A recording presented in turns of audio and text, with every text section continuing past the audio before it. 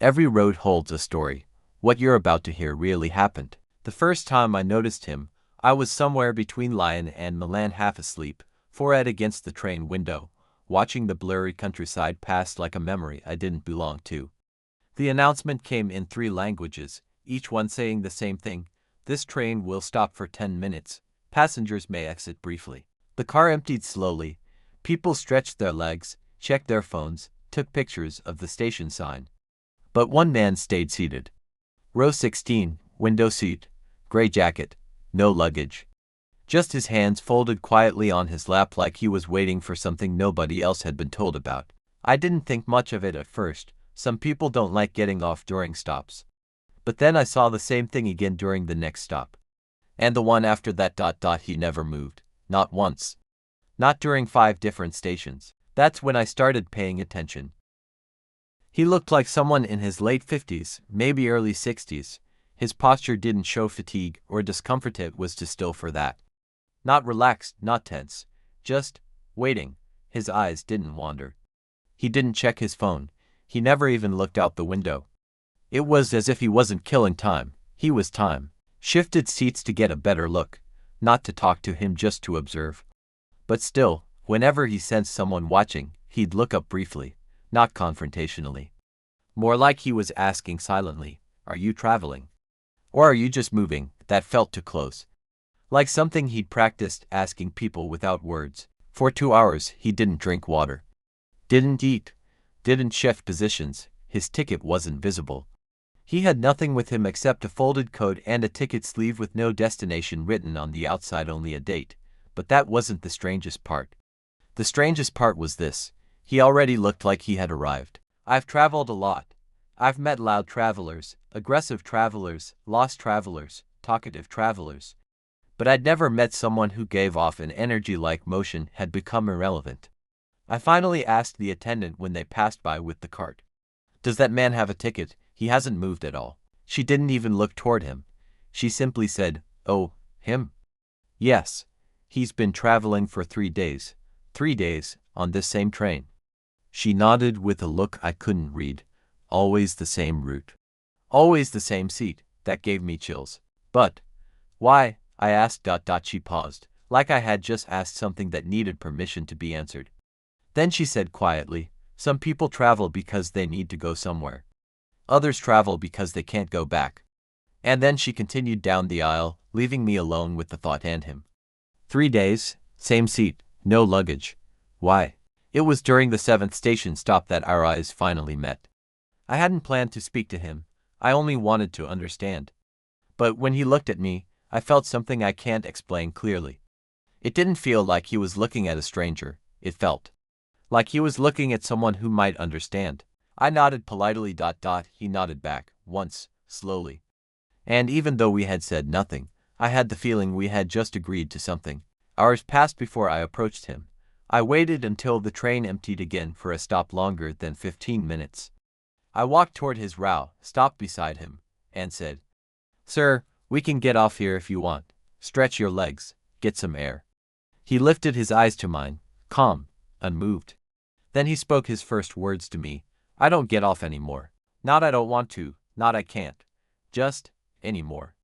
That one word made all the difference. Anymore means there was a time before. A time when getting off was possible. And then, something changed. I asked gently, "You've been on this train for 3 days. His eyes shifted, not out the window, not at the ground, just to a memory I couldn't see. Then he said, 3 years. 3 years. Same route, same seat. Same silence. At that moment, I knew something important. I wasn't just beside a traveler. I was beside a story. I didn't say anything at first, because 3 years is the kind of answer that doesn't ask for a response. It asks for silence. The train began to move again.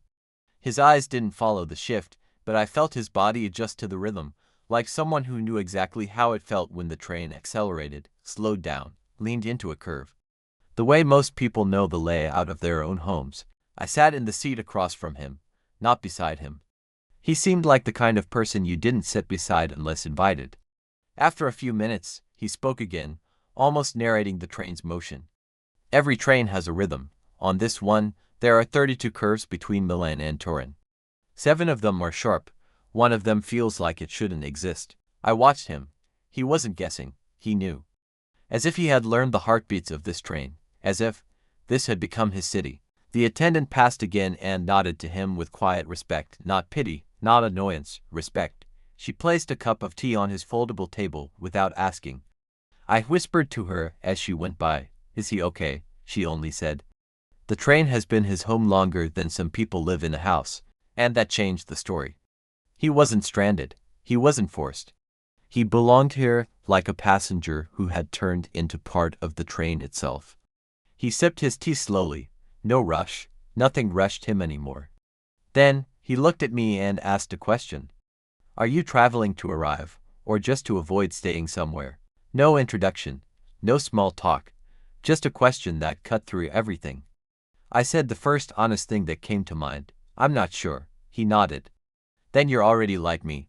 Just earlier in the journey. Eventually, I had to ask, why don't you get off the train?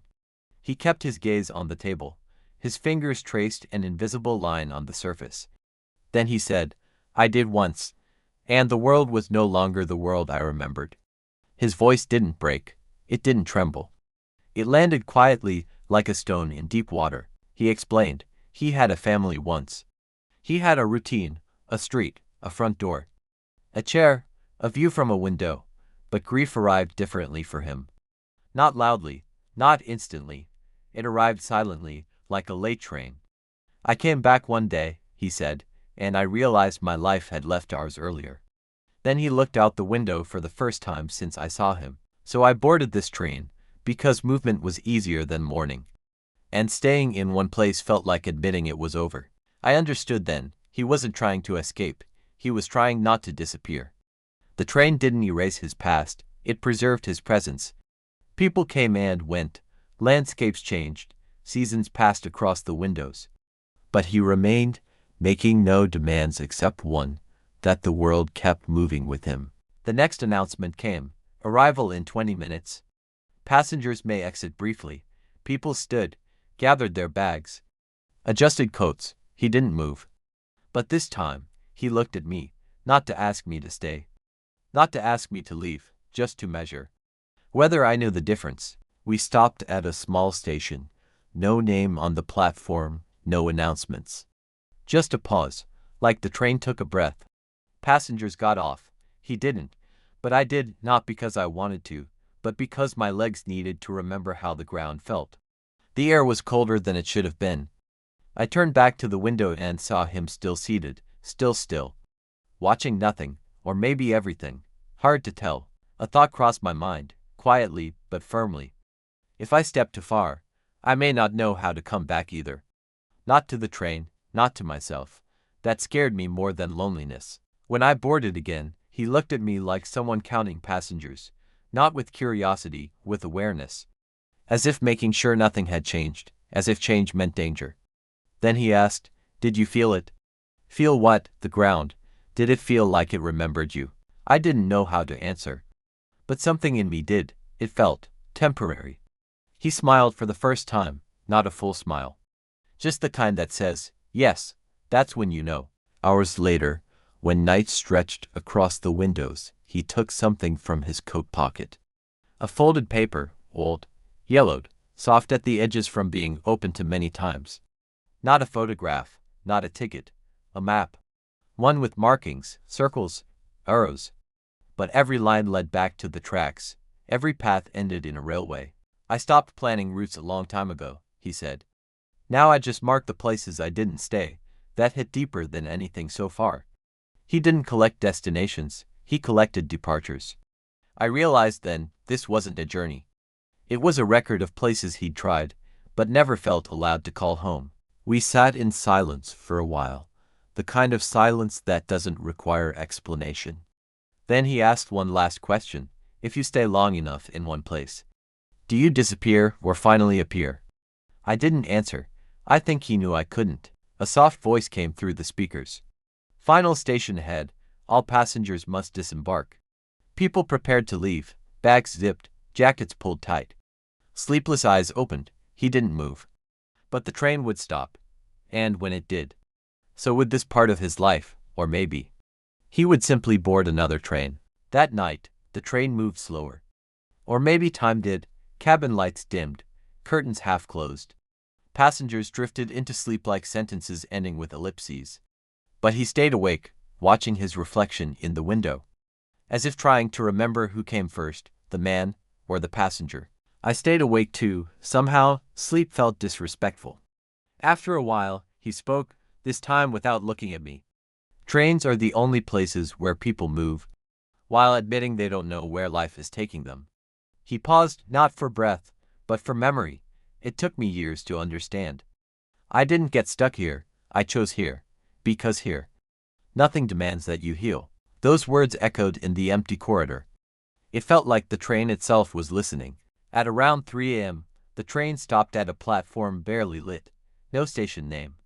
Just a number, 48. He stood, slowly, carefully, as if the floor had rules.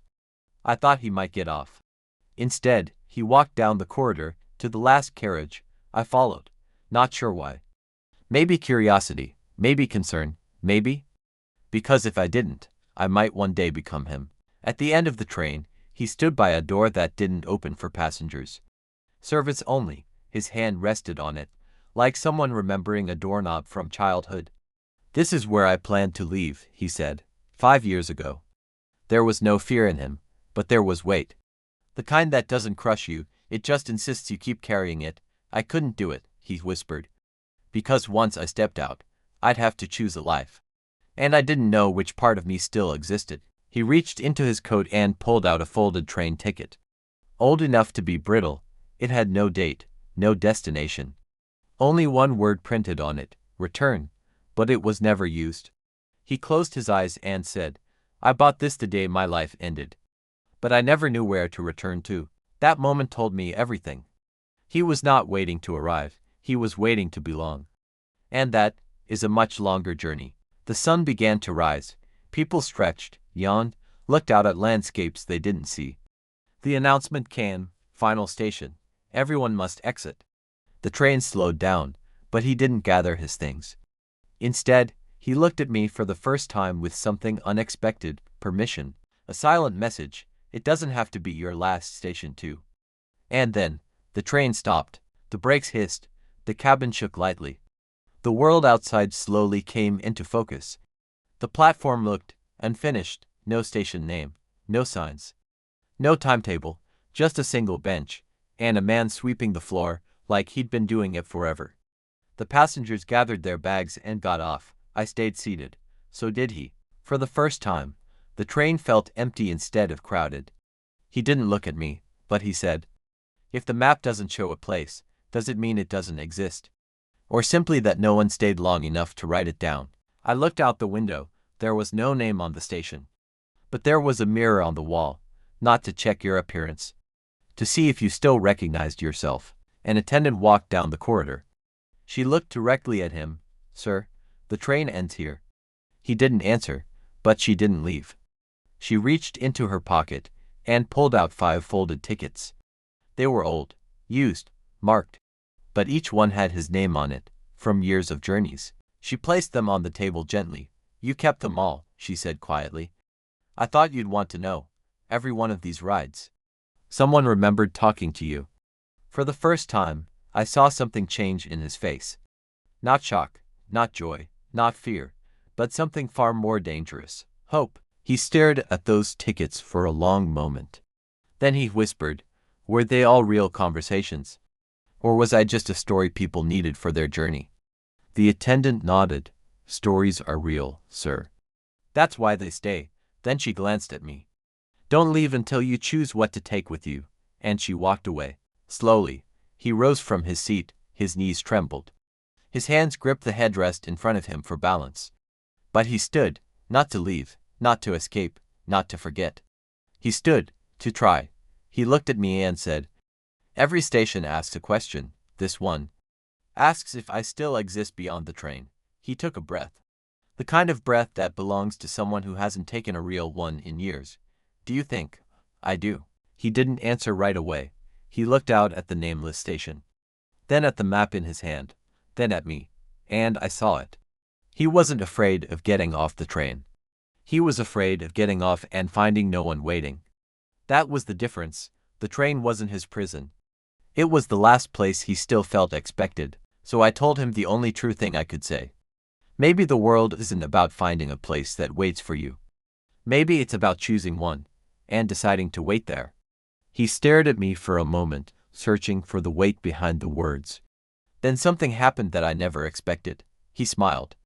Not a big one, but enough to rewrite his story, even for a second. He folded the 5 tickets, placed them carefully in his jacket pocket, brushed the dust from his sleeves, and whispered, "Then I guess it's time to buy a ticket that finally expires." He walked toward the open doors of the train. And for the first time in years, he stepped onto the platform. His legs were weak, but his direction was strong. He didn't look back. He didn't need to. The attendant nodded once, almost like a quiet salute, and watched him walk into the morning light. That's when I realized he never needed a destination. He just needed a reason to choose one, and that morning, he finally did. Minutes later, the train began to move. I sat in his old seat. The space he left behind felt heavier than before, but not empty. On the window glass, where his reflection always sat, there was a faint fingerprint. It wasn't much, but it was enough to say, I was here, not just on the train, in the world, and that's when I understood. Some people don't get off the train because they don't believe anyone will notice when they do. But sometimes, all they need is one witness to show them the journey isn't over yet. As the tracks began to blur beneath us, I looked at my own reflection in the window and asked, what am I still riding toward, and what am I still running from?